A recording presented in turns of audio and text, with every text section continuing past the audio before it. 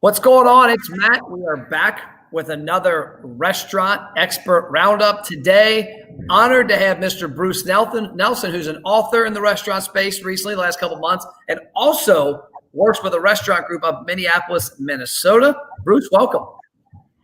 Thank you, Matt, for having me on. You're welcome. So I guess tell us who you are, a little about yourself, your background, what you do, and then let's get into the book. Sounds great. Well, currently I am the CFO of a restaurant group called Nova Restaurant Group in Minneapolis, Minnesota. We have 7 stores with the 8th one under construction right now. 40 plus years in the restaurant business. I started when I was 14 years old working for my father, who owned a restaurant. So I have seen almost every style of restaurant and catering venue you can think of over my career. But what drove me into writing the book is really what I've been doing for the last 10 years, and that's being a CFO of a restaurant group. So when you started the restaurant business 40 years ago, what got you into it, and what kind of kept you in it? Well, my father owned a restaurant, so I started washing dishes and bussing tables when I was about 13. And then by the time I was 14, I was cooking on the line, and I just fell in love with it. So ever since I was 14, I've been involved with a restaurant in some way, shape, or form.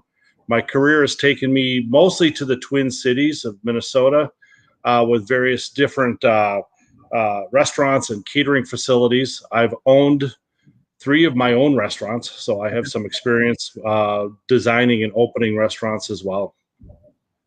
So, but the bug bit early, and I'm still here. What got you on the financial side of it? Was that something after college, young adult life, or what? Yeah, it's kind of funny because as restaurants were expanding in the 80s and 90s, technology was kind of slow to come to restaurants. And every restaurant I worked for back then, they were trying to implement some form of technology. And because of my relative youth at that time, the owners would look at me and say, well, you're young, you should be able to figure this out. So how I got into financing was I had to interface various different softwares to accounting systems. So until I could understand what I was doing, I couldn't really finish my job. So I came to accounting through interfacing software.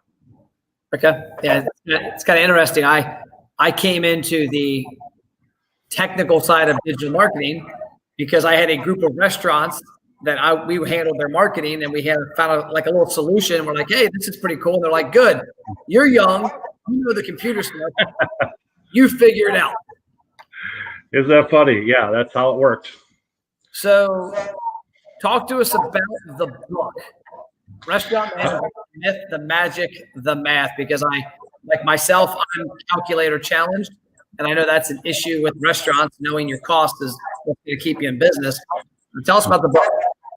Well, what really kicked this off is about 20 years ago, I built my dream restaurant in northern Minnesota. It was a piece of land I bought. I designed the building. I built the thing. I created the menu. I did this all after I had been in the restaurant business for 20 years. I'd worked for some really, really good owners and operators. So I thought to myself, who better than me to build a restaurant? And after 13 months of running that restaurant, I had to shut the doors. Wow. So I went into a long soul searching mission to say, okay, after I got over the initial depression, what didn't I know?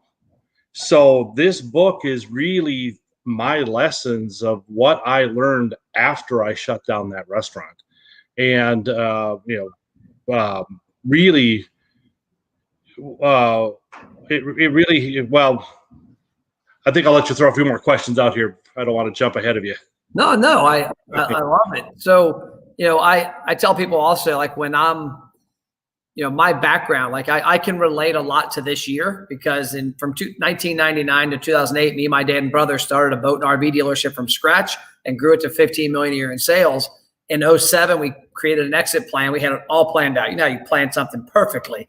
We had it all planned out that we were going to exit the fall of 2008. Well, the economy kind of crashed in 2008, and we all lost 7 figures each, got out of the business, went into consulting. So I understand that. I think there's a lot of stuff that you have to learn from failure in order to teach it.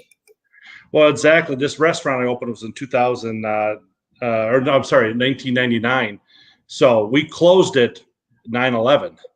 Same thing happened back then in the restaurant industry. Is the world changed, and so anyway, what I learned over all these years when I got into financing is what most of us miss in the independent restaurant world is really how to set our menu prices to fit our business model.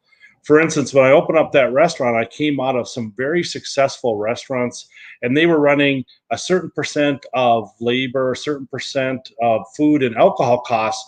So me being the bright guy I said, okay, great. If I just set my percentages at those numbers, I'll make money because these guys did.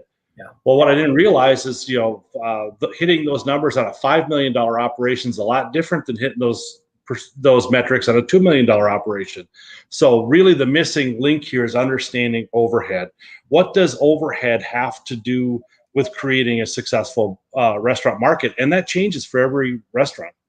So really, I think with the independents, I think they have a hard time seeing that as a part of building the restaurant model.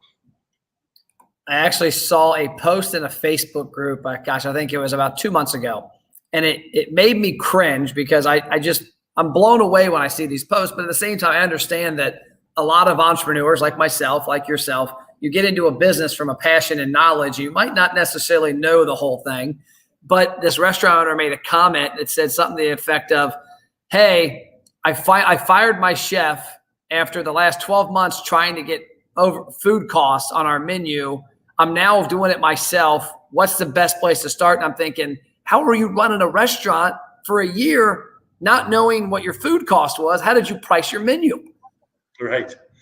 And that's really the challenge is, a lot of independents, they really go with their gut. The market says I can get $15 for a hamburger. I'm going to put it on for 15. Well, if I'm a $5 million store, that's the right price. If I'm $1.5 million store, it may not be. It depends on the other factors. Yeah, I'm also a partner in a gym, and we have a space that's 11,000 square feet. That if that space was where I'm at in downtown Cincinnati, the rent is probably 4 times more. Mm-hmm. Our location is in Kentucky across the river. The rent is a fraction. And so I have friends go, what do you guys charge for membership? I'm like, well, it's a different animal. Like you've got 25 square feet and 2 employees. We've got 10 and 11,000 square feet. So you've got to pick what you're doing based on your circumstances, not somebody else's. Oh, exactly. So the math part of the book really dives in step by step on how to figure out what the overhead is, so you can then answer the question of what should my menu costs and liquor costs be. So instead of starting where most restaurateurs do, is they set their model, and then if they're not making money, they go, okay, where can I cut? Well, I guess we got to cut labor a little bit. Well, maybe I better find another vendor because I got to save some money on food. Maybe I go beat up my, we find ways to cut our way into profit instead of looking at it and saying, well, here's my concept. This is what I want my customers to see, taste, and feel.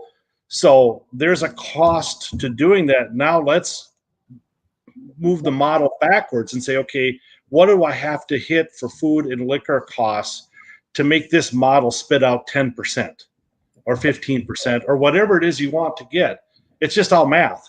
And there's a way to do it, and it's not difficult. But most restaurateurs just come from I want to make more money, I got to cut something.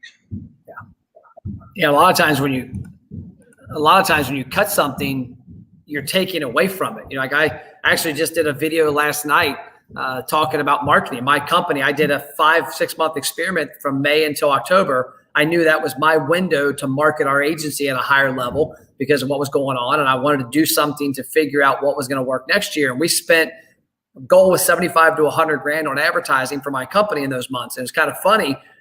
It started in May. It got really big in June and July. I tapered it down to where it was almost nothing by October. We had our record month in October. Well, I was talking about the video. I'm like, we didn't have a record month in October because we spent less. We had a record October because we spent a ton 4 months ahead, and we had a lot of things flowing in there. So I think a lot of businesses have this problem that they don't realize the ramifications for cutting something off or saving dollars. Well, exactly. Now, I don't know what's going on in Ohio, but Minnesota, we're under another lockdown. So all my restaurants are back down to takeout only. Yep. And boy, there is a lot of restaurants that are really either closing their doors or so curtailing what their menu is. It's not the same product. And right now, we're just trying not to lose as much money.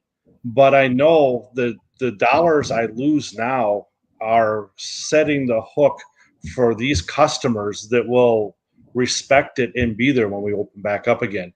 I'm sure you've been to restaurants now that have, they've got so many different rules and they're trying to do so many different things to meet the current environment that it isn't that much fun. It's like, am I out to enjoy myself or what's going on here? So I really, I'm pushing our owners and also other restaurateurs, don't use this as an excuse to cut back on your menu, your services, and your most importantly, your concept. You may have to make a change because of curbside, but you can't let that dictate the overall feel of your operation. Yeah, I actually had a conversation 5 minutes ago with a restaurant brewery in San Diego, and they're in the process. He was saying while he's on the call with us, any minute the governor of California is expected to make San Diego no dine-in. Like, it's 70 degrees and it's sunny right there. You can't even eat or drink outside. And he's like, what would you do, Matt? Like if we can't, our food doesn't really take out. So we're beer. We're going to be 100% beer. What would you do? And I said, well, I kind of reflect back to the days when we had the boat dealership. I never forget it. I was known as the person that wanted to be open 7 days a week, 9 a.m. and 9 p.m. And we made a lot of money selling boats. We sold Crestliner boats also, which is a brand from up where you're at. And I was known that we worked all the time. And I'll never forget my dad one time. There was like 3 feet of snow on the ground, and I'm opening up the boat dealership.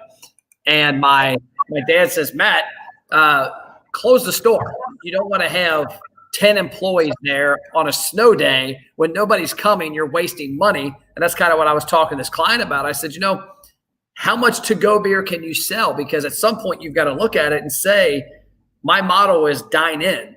Are enough people going to come here and buy beer and leave with it to make it even worth opening the door the next 3 weeks? Or should I just say, you know what, we all got a 3-week vacation, unfortunately, and fold it up and come back and be true to what we do? Yeah, it's a tough call.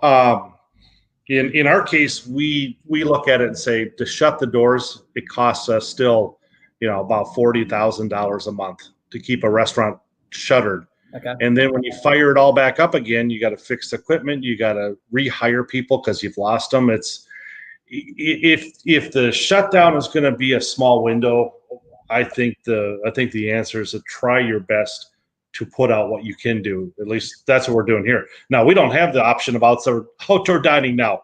I mean, it's 20 degrees outside. You're a little cold. It's chill.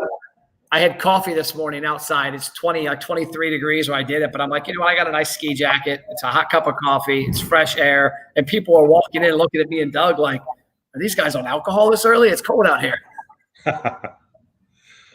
So I guess wrapping up on the book, what was your motivation behind doing it? Because you've got a depth of experience that a lot of operators don't have when it comes to understanding the finances. You're now in charge of a lot of restaurants.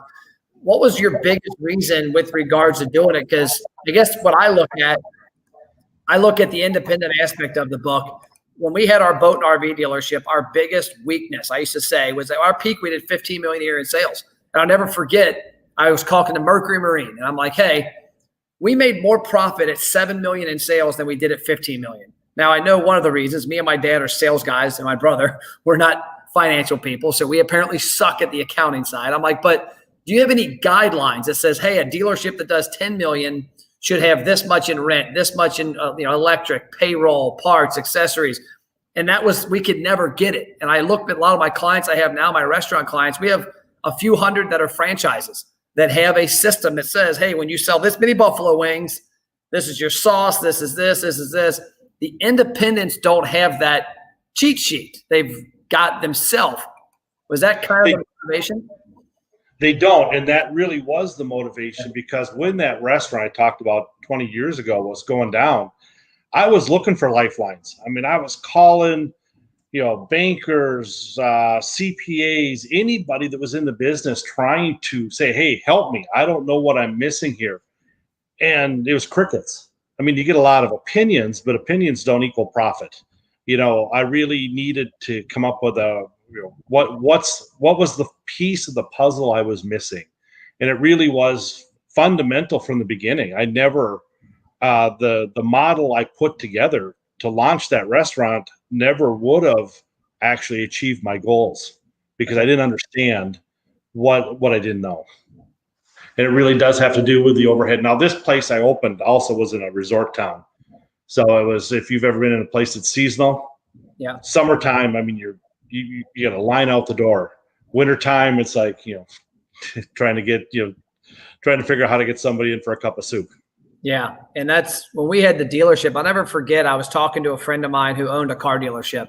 He owned a Chevy dealership, and they did very well. And he told me, he's like, Matt, the unfortunate part about your business model is that you're an independent. Like, even though you're a Yamaha and a Mercury dealer and Johnson Evinrude, Mercury might have 500 boat dealerships that none of them look alike. And there's no stamp. So they can't give you solid advice. He's like, in the car business, unless you snort or gamble your profits, you can't go out of business, because Chevrolet, when I sell 100 cars and service 100 cars, Chevrolet gives me a sheet and says, next month, your profit and loss sheet needs to look like this. If it looks like this, you have a 6-figure payday the next month. And he knows how to adjust everything. But from the independent operator, it doesn't exist. And from the independent restaurant, I mean, you could open up an Arby's, and Arby's is going to say, hey, based on your geographic location and your expressway and your traffic pattern, you need this many, this, and this.